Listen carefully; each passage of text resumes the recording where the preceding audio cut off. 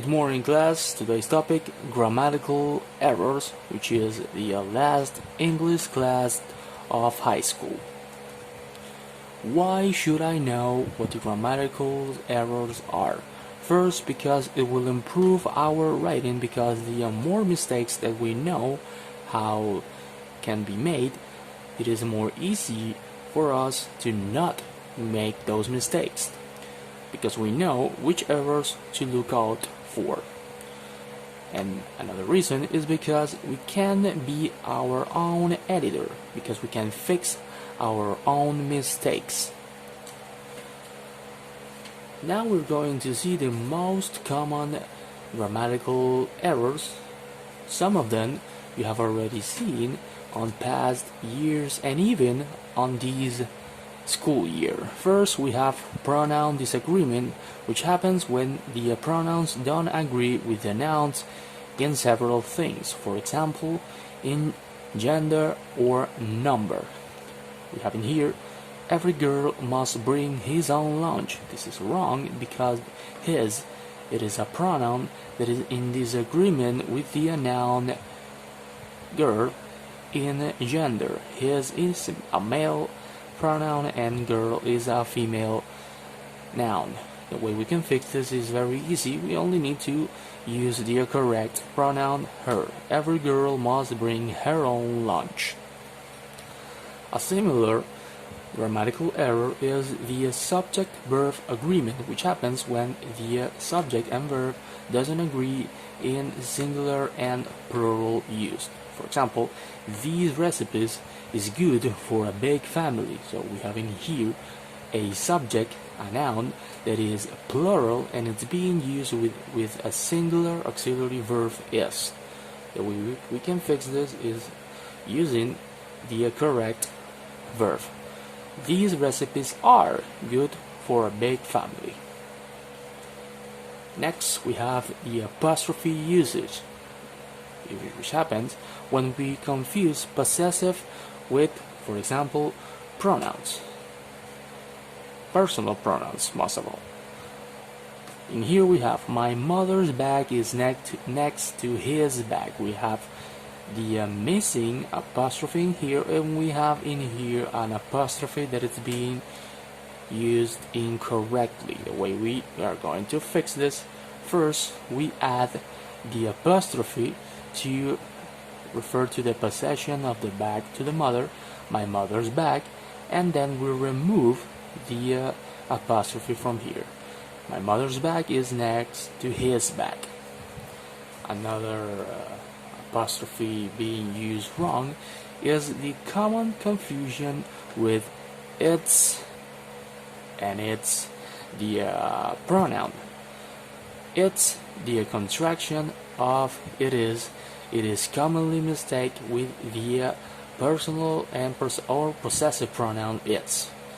For example, it's a cold day for October. So we have in here the it's without the apostrophe, so we are referring to a possessive pronoun. The way we are going to fix this is easy, just adding the apostrophe to refer to it is or it's a cold day for October.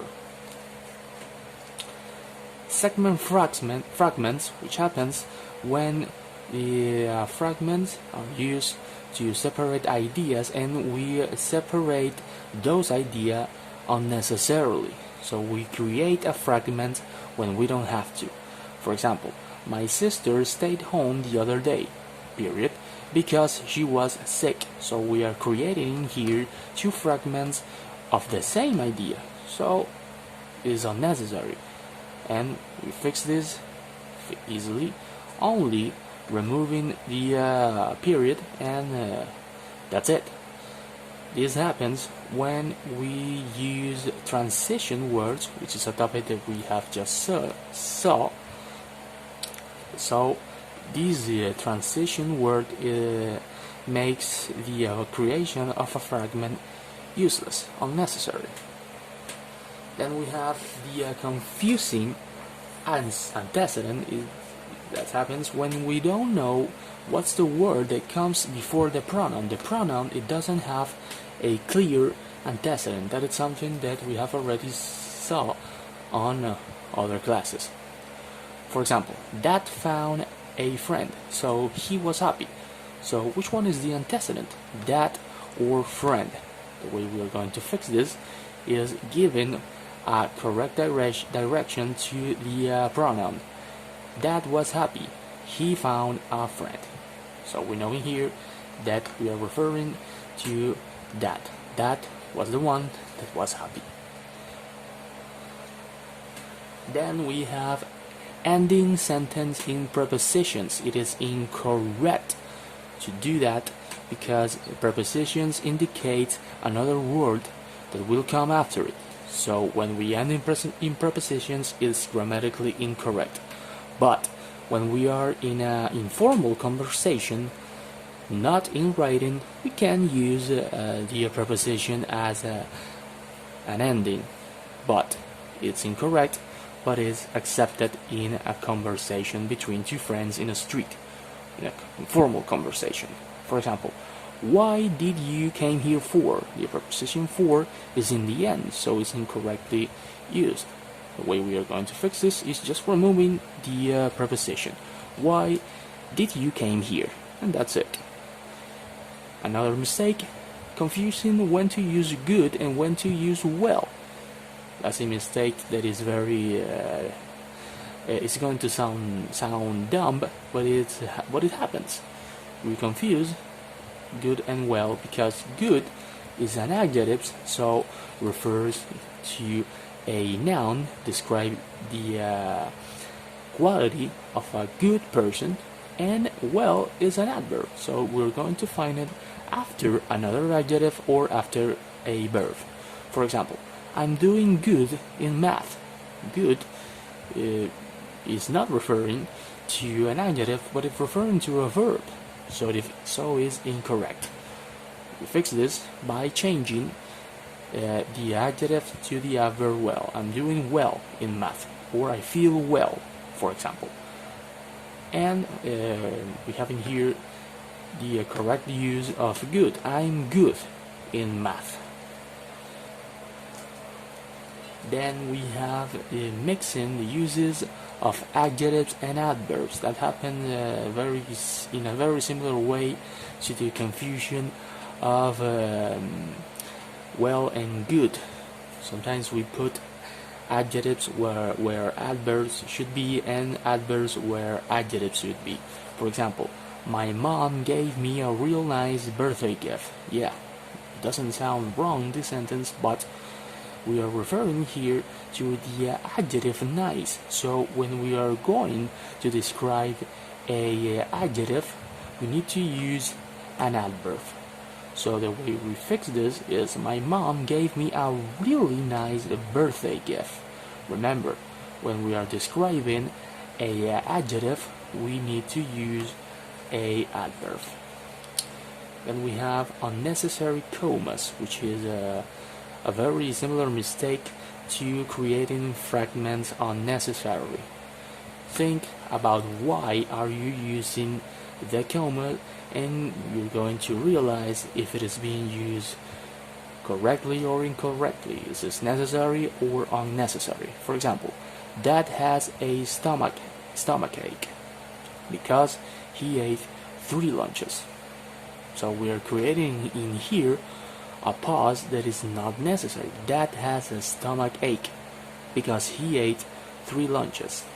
So the only thing that we need to do here is remove the comma. Remember, when we have a transition word like because, for example, we don't necessarily going to use a punctuation symbol. So these are the most common grammatical errors. So review the basic rules of agreement, of how to use pronouns, both personal and possessive, and the use of adjectives, adverbs, and even articles. The most simple rules. When we forget about the most simple rules, we can make very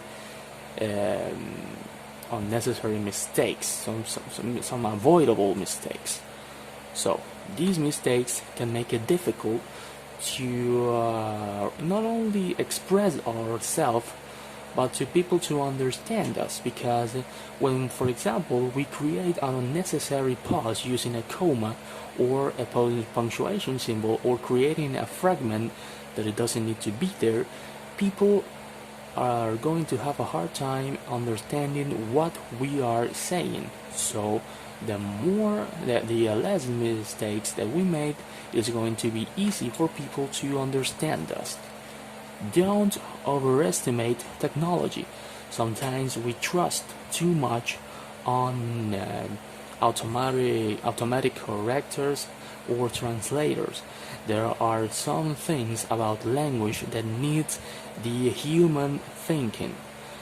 There are some things that we are going to express that a machine cannot express or understand. So trust more about your knowledge about those basic rules, and your writing is going to be more easy.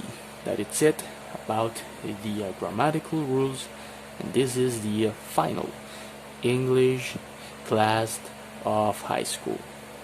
Goodbye and good luck.